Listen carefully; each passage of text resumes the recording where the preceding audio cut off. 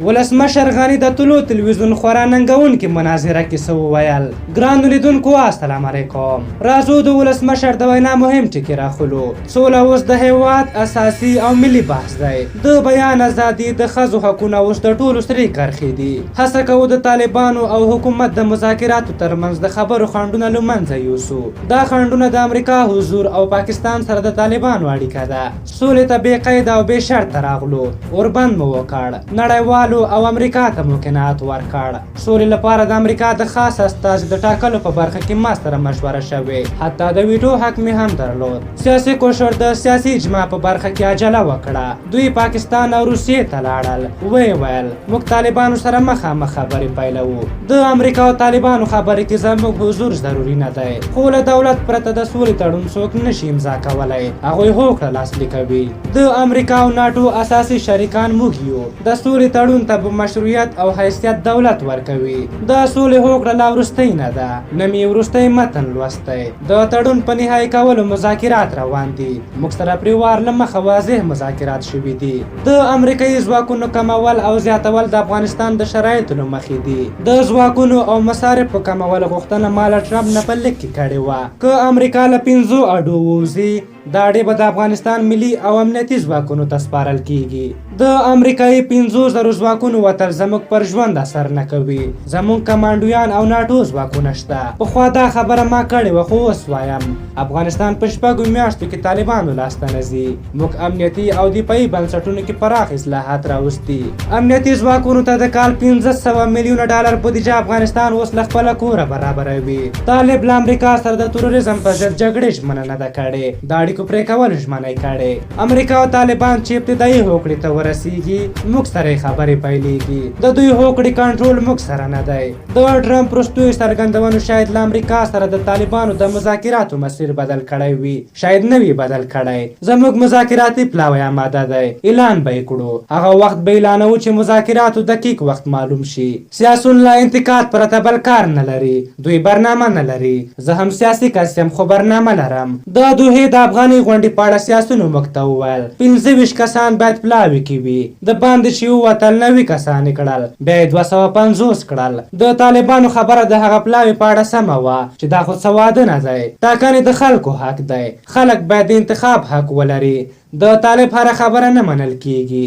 زه مذاکراتو ته په عزت او قدرت مختزم. موږ جمهوریت ټینګ ساتو. په هر قیمت نظام ساتم. هیڅ شی ټاکنې نشي ځنډولی. مذاکراتي ټیم د خبرې حق لري. مذاکراتي ټیم د خبرې حق لري. د سولې تصویب پارلمان او قانوني بنسټونه کوي. ولسمشر ټاکنې 2 ځله د کمیسیون د مشکلاتو له کبله ځنډېدلې. سولې ته نه دي ځنډول شوې. که ټاکنې ونه شي د تصمیم ګیرۍ او مشروعیت بحران رامنځته کیږي.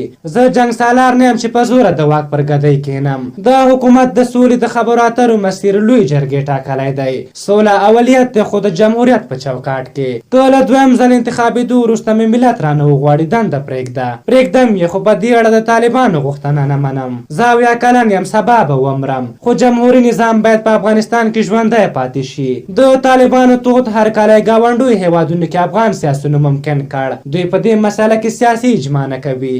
د ټاکنو روڼتیا په افغانانو پورې اړه لري. کمیسیون ما نه دی ټاکلی. کاندیدان دې مالکیت واخلي. امنیت او پیسې مو ورکړې. د دولتي مداخلې مخه مو پکې ونیوله. تاسې رسنۍ په انتخاباتو کې ولې شکونه پیدا کوئ؟ ولې یو ملي پروسه نه تشویقوئ؟ که دا وار مو اعلانات کم دي. تېر ځل ټاکنو کې زما ټولې رایې حساب شوې. هر یوه حساب شوه. زه د افغانستان ولسمشر یم.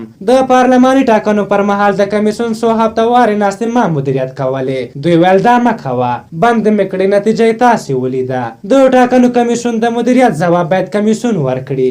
موږ دا وار د ولسمشریزو ټاکنو کې انشاءالله بحران ته نه داخلیږو. پراخ داخلي امکانات مو ورته برابر کړل. زه سبا هم کمپایني غونډه لرم خو نور کاندیدان چې کمپاین نه کوي نو زه خو ورته کمپاین نشم کولی. د دارلمان غونډې ته مې ټول سیاسون او کاندیدان راغوښتي وو چې رانغللو ما خو مجبورولی نه شول. که تاسې رسنۍ پر ما شکایت یا اسناد لرئ چې له دولتي امکاناتو کمپایني استفاده کوم نو کمیسیون کمیسیون ته شکایت وکړی.